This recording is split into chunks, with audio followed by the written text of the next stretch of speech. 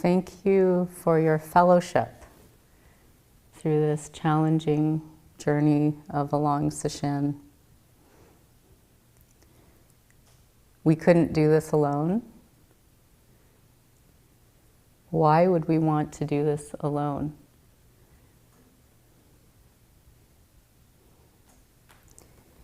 We've formed community through these inescapable conditions of sickness, old age, and death.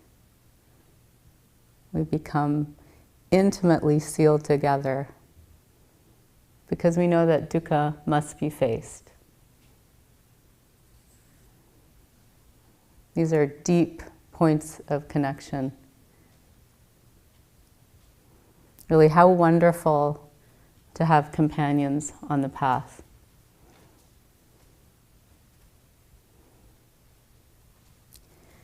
We're also in community because we are beings that can be touched deeply, moved, transformed by beauty. We've been exploring how music raises energy,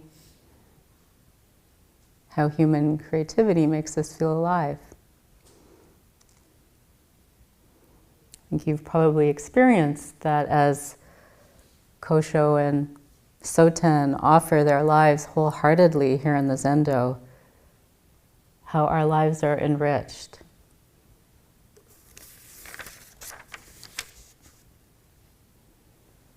I'm sure you've noticed that listening from a place of stillness makes beauty even more vivid. Without thoughts occupying our channel fully, we can become sensitive to deeper and more subtle sounds.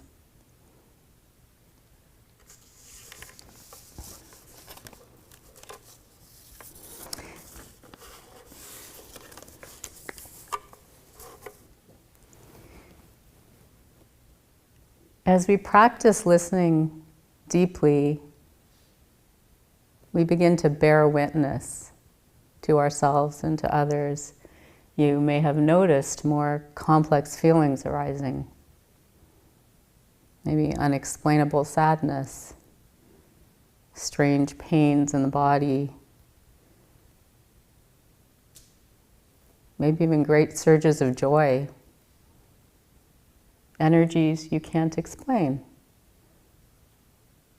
This is natural as we begin to open up to the rich palette of the universe, the rich palette of our broader lives. It's natural for this to feel disorienting, even scary.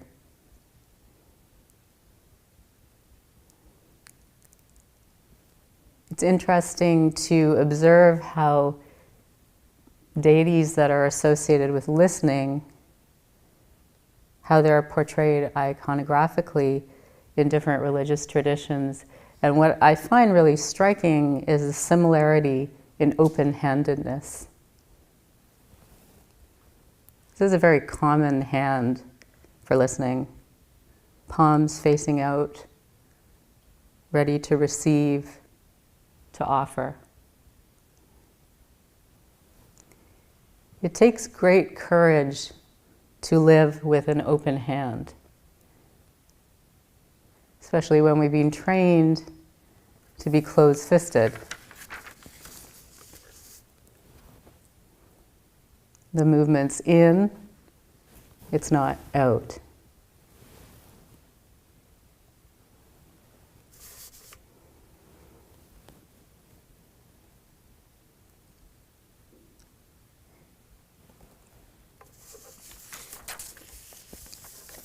As we listened to music last night, one thing really stood out for me,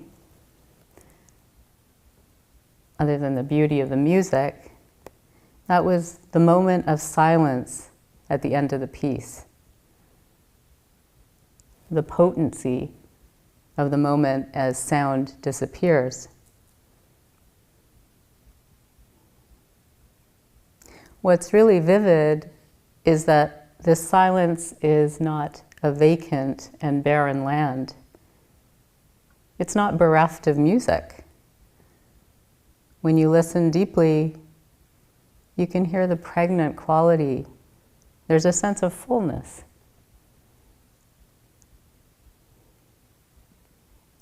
This juicy and alive space of silence is spoken about in different ways by different traditions. We can call it the nada sound, the cosmic hum, celestial songs, the voices of angels, the hum of the planets.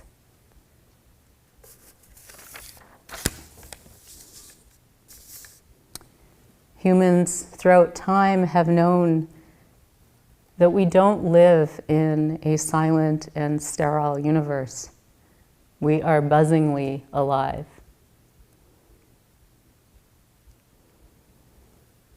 Maybe that's why there is so much careful consideration around speech in so many religious traditions. In fact, there are beings who choose not to utter a single word for years. And they've taken the vow of mauna, silence.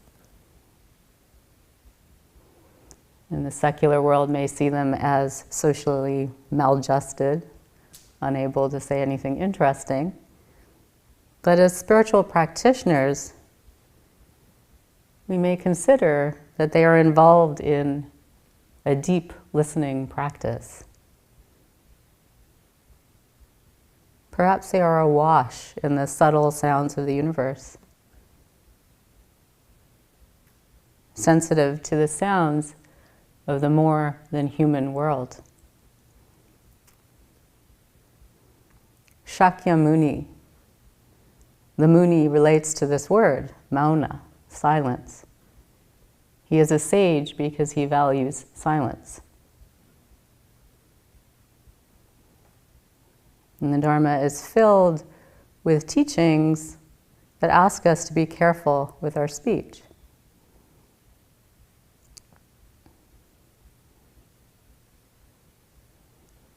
Ask us to really consider, since silence is precious, filled with possibilities, are your words helpful, kind, useful, significant?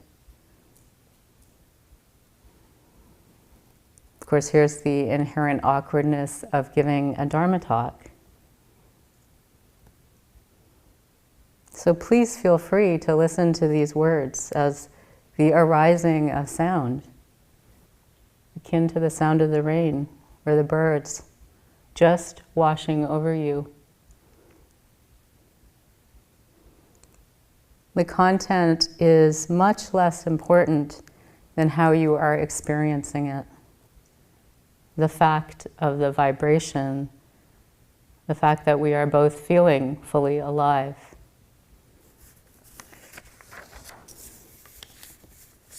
And that's up to both of us.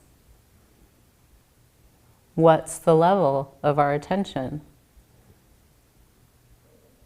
How are we listening? How are we making sound?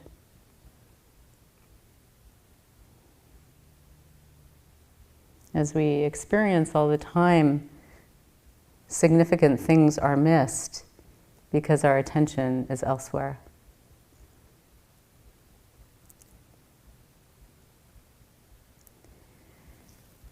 Today, I'd like to talk a little bit and explore fullness,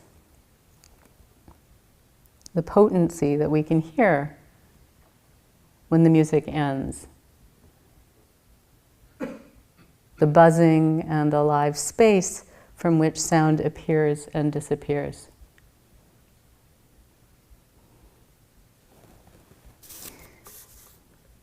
It's brought up a memory for me of when my daughter was a very small child. She would sit still for long periods of time listening to music. My husband is a musician, so she was exposed to all kinds of music. She had a particular liking for movie soundtracks and opera. anything with big feelings, big sounds, the potential for big stories. And I would ask her what she was doing with her eyes closed, sitting so still, and she would say that she was painting pictures in her mind. Afterwards, she would seem so satisfied and happy, filled up with some kind of bounty.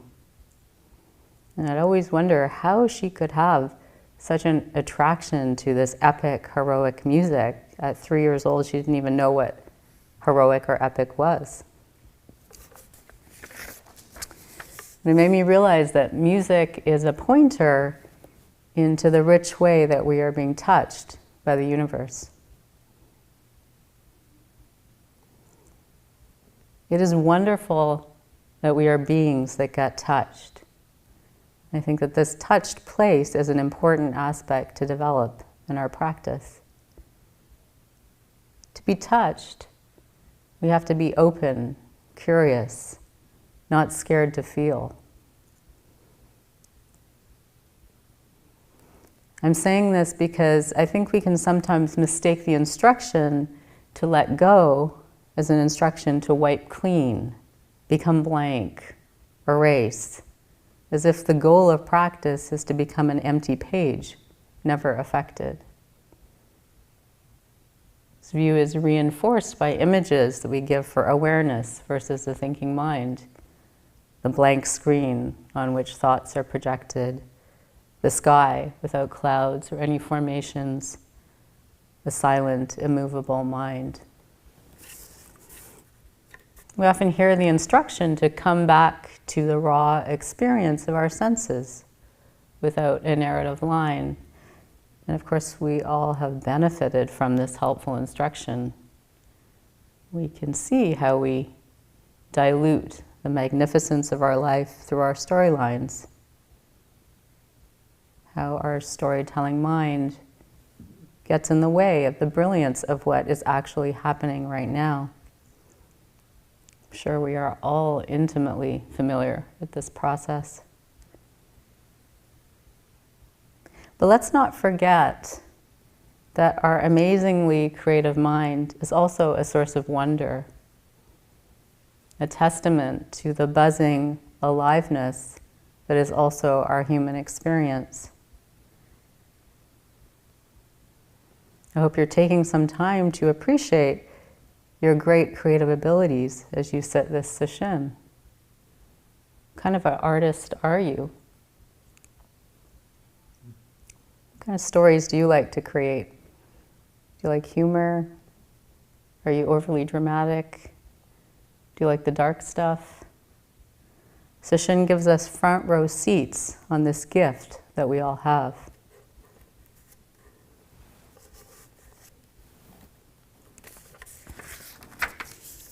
Our humanness is touching. Because of this, we are often caught in a double bind. Life presents us with messy scenarios, many shades of color, not just black and white. Life presents us with difficult choices, situations that can't be solved through the intellect. We need to learn how to steep in things, enjoy the gray space, enjoy the flurry of competing colors, competing voices, competing sounds. I've been thinking about this a lot as my daughter makes some big decisions about her life direction, all decisions both containing grief and joy. I get to see the suffering in choice, how difficult it is to feel it all through, even when it is all good. How quickly one wants to come to conclusions, to pick one door, to elevate one thing over the other, to get to a sense of certainty, to get to solid ground.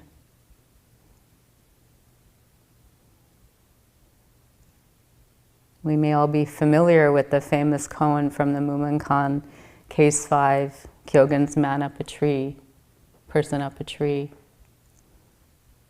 Kyogen said, "It is like a man up in a tree, hanging from a branch with his mouth. His hands grasp no bough, his feet rest on no limb. Someone appears under the tree and asks him, 'What is the meaning of Bodhidharma's coming from the West?'" You can substitute any really important question.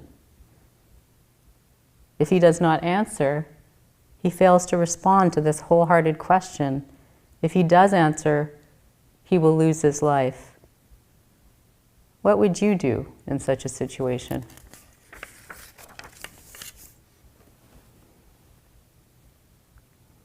There are many situations where we feel damned if we do and damned if we don't.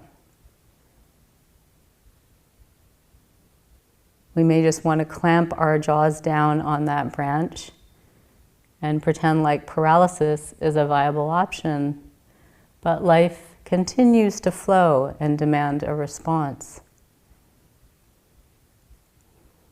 Even when we fix our jaws firmly on a sense of our life, our way, something may come forward to challenge our direction, offer some compelling and infuriating alternative.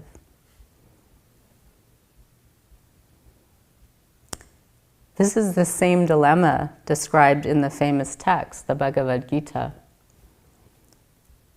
Does Arjuna win the battle and display his gifts at the cost of killing his own family? He has family on both sides of the battlefield. He is stopped in his tracks by this dilemma.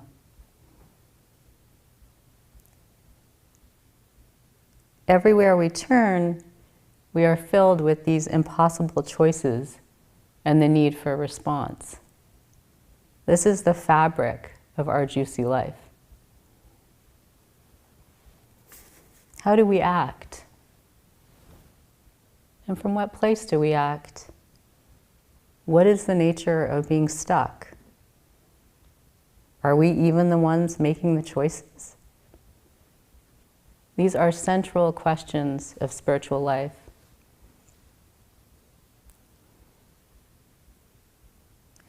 These binds are really interesting territory because they point us to the fullness of our human experience. Rich in different colors, able to hold competing strains, continuously challenging us to hold a larger view.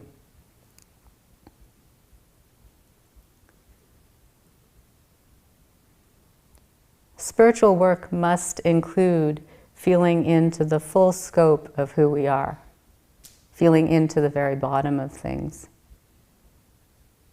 And this is the great gift of Zazen, the method for this kind of deep investigation.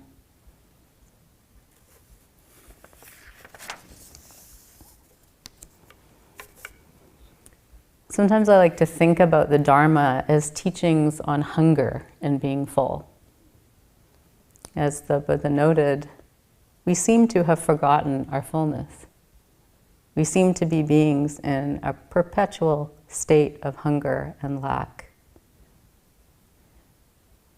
The Pali word for craving, that is the source of dukkha, is tanha, literally thirst. This thirst is not a chosen kind of desire, it's more like a reflex. It's the desire to pull something in and feed on it.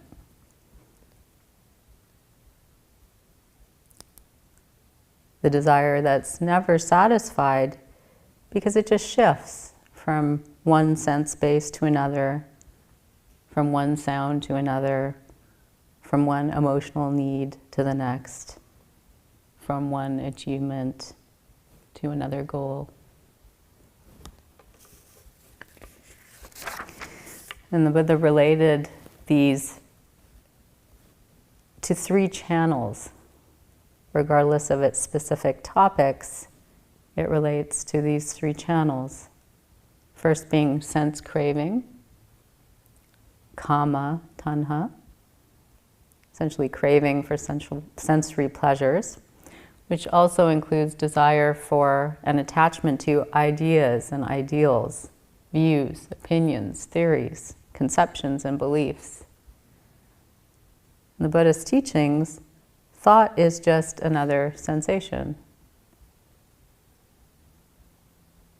The second channel is craving to be something, bhava, tanha.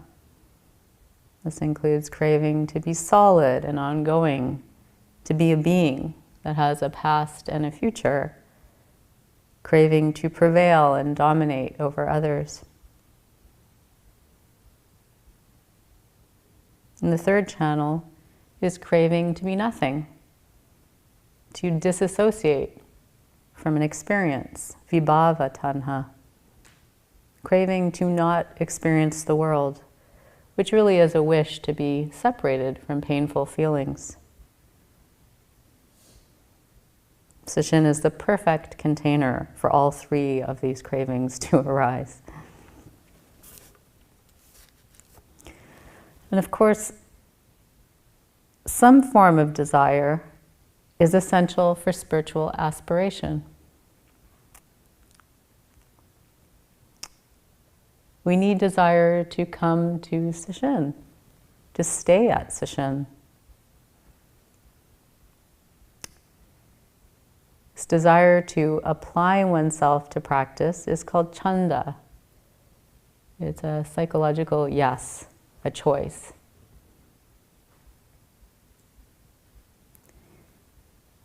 Maybe you could summarize Dharma training as the transformation of tanha into chanda.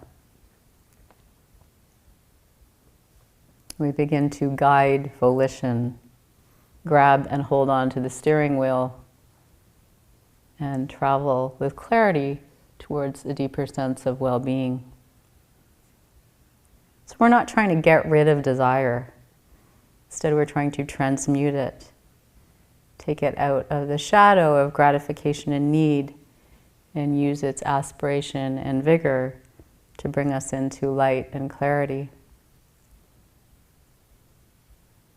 But we can only steer this machine of thirst if we feel into the fullness of life, the rich flavors.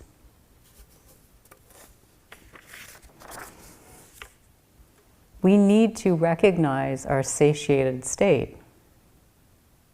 We need to steep in the fullness of this human experience. And of course, that's what we are practicing as we sit here in Sesshin.